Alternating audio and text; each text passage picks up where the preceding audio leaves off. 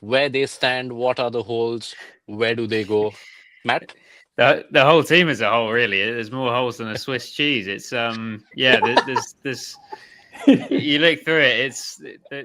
They've only just got enough players to cover the 11 as it stands. So yeah, I think they're starting from a real blank slate near enough. I'll be interested to see what they go for in terms of how they source strong enough domestic players to fill some spots in some of in the middle order in particular. Whether they consider the option of buying back Venki Iyer. I know it's something that KKR haven't traditionally done. But you do think, given the sort of strange circumstances of that buy and the fact that there was such an obvious overpay at the auction, would they consider going for him for 12, 13, 14 crore rather than the 23 or so last time? But yeah, and I think the other big questions there are for them are Wicketkeeper. There was some thought maybe they could retain de Kock, given how well he's done in international cricket since his comeback for South Africa. Some names that they could go for as well. I was interested to see Inglis got released by Punjab. I was slightly surprised by that.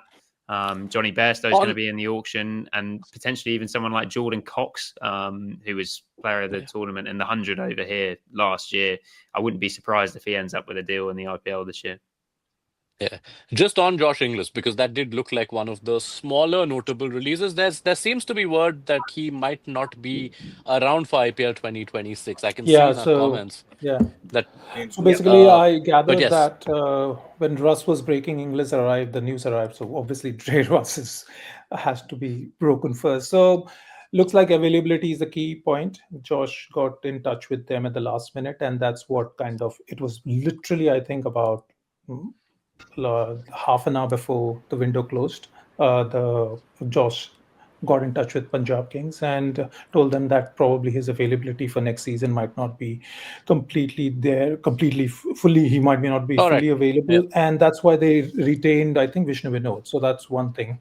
But going back to KKR, I think yes, somewhere a wicketkeeper batter is sitting very happily, thinking that someone pick me up.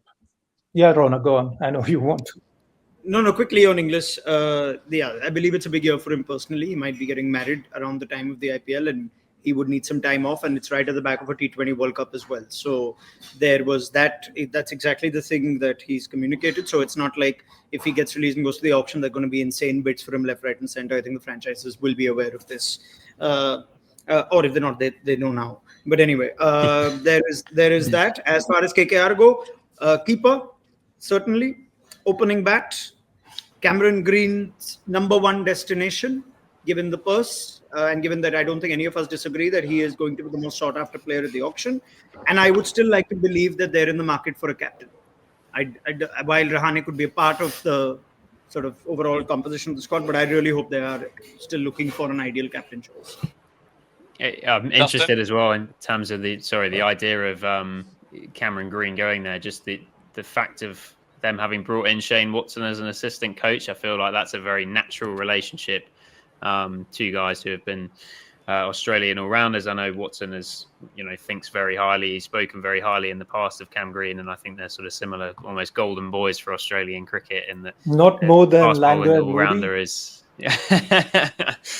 Well, Man. player coach, Nagraj, player coach. What is?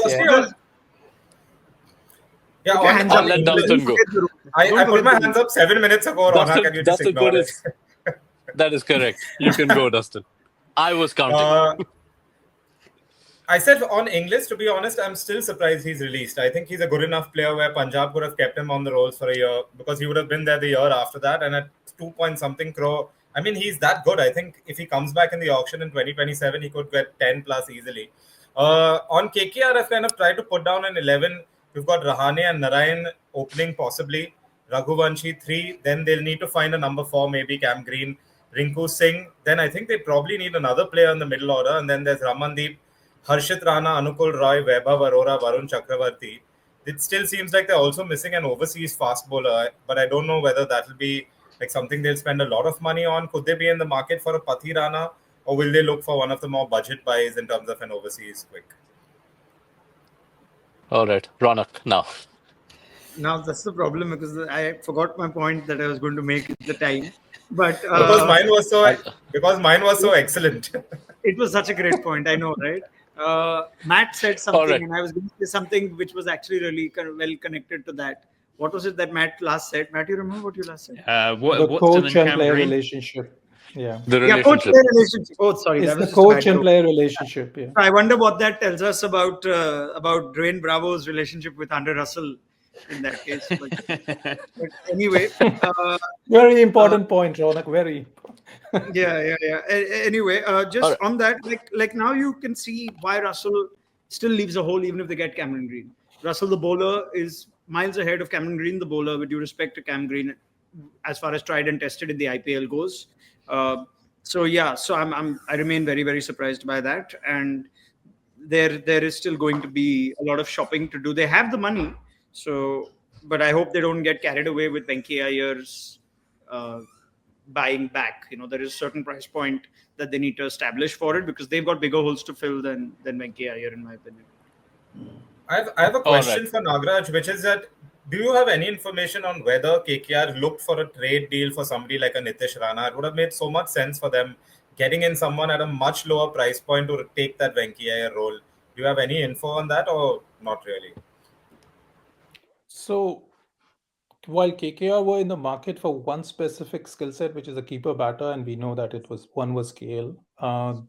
They did kind of try for Ellis, I think, also. Uh, so you can see that where they're going. No, I mean they were thinking of certain. From the names I know, but Rana was not part of that. They had released Rana, they moved on, and with Rana, while Ronak had a point to make. With Rana, I know what happened in the sense like I think RR said that he would be most. RR were I think retaining him, but he would not be their first 11 player, from what my understanding is. So Rana was more keen than to take that call of I want to go somewhere where I can at least be part of the 11 or potential 11. So the offer I think was made yesterday that okay fine, let's look at this trade, and I think it is RR that prompted that trade for Ferreira than the other way around. So that's how it happened. It was not like DC looking for Rana, but who knows? I mean, because if you remember that Rana also did not return post the the break that IPL had in May. The franchise asked him not to come back, apparently. So there could be, we don't know what exactly is the reason. So, but he did not join the squad. I remember that. So clearly, yes. Yeah. So I don't know whether actually an offer went, but I never heard it myself.